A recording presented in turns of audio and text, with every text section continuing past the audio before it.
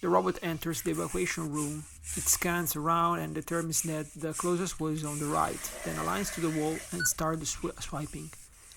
Every maneuver when making the U-turn is done in such a way that the robot tries to catch the balls with the frontal cage that has one-way flap that traps the balls.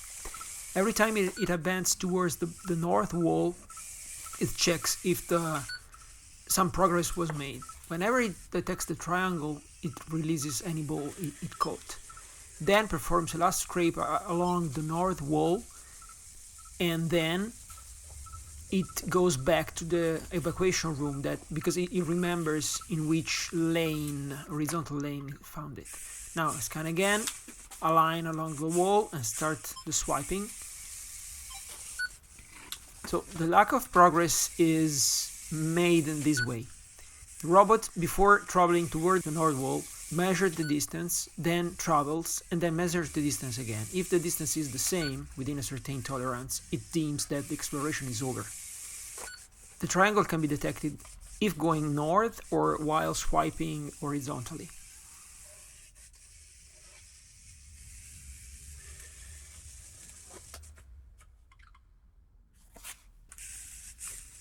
Robot doesn't measure the room to create a map, rather to get some indication about the fact that the room is wider than deeper, but that's not used. Instead, real-time sensor readings are used to navigate and to determine if the exploration is over.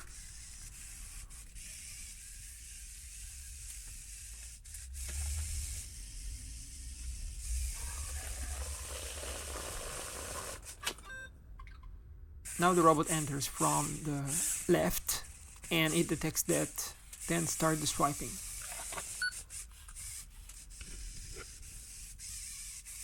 Every movement, straight movements and turns are made with a control loop that reads the gyro and lets the robot go perfectly straight and turn precisely. The whole behavior is designed to make the robot slip and scratch against the walls. So without the gyro, the robot would be completely lost in just a few steps.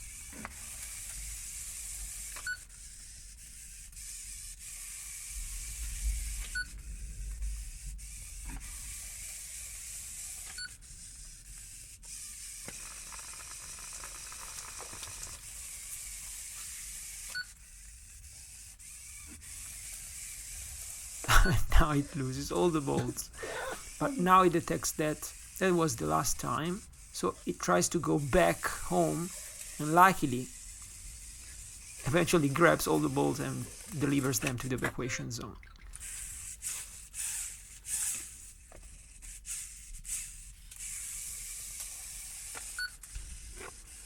So basically the robot knows where it started, so whether the serpentine path started from the left or from the right, and whenever it finds the triangle, it stores a number which corresponds to 0 if it detects the triangle at the beginning, or the lane where it finds the triangle. So anything different from 0 and -1, which is the initial invalid condition, is deemed to be, the triangle is at the bottom of the room.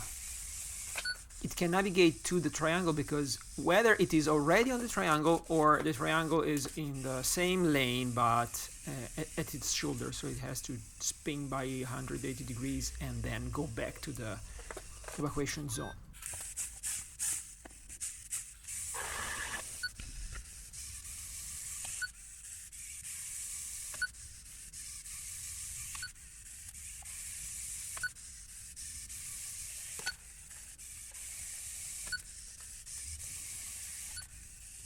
When it got stuck like so, I had to add timeouts to every movement to avoid the robot to be trapped somewhere forever.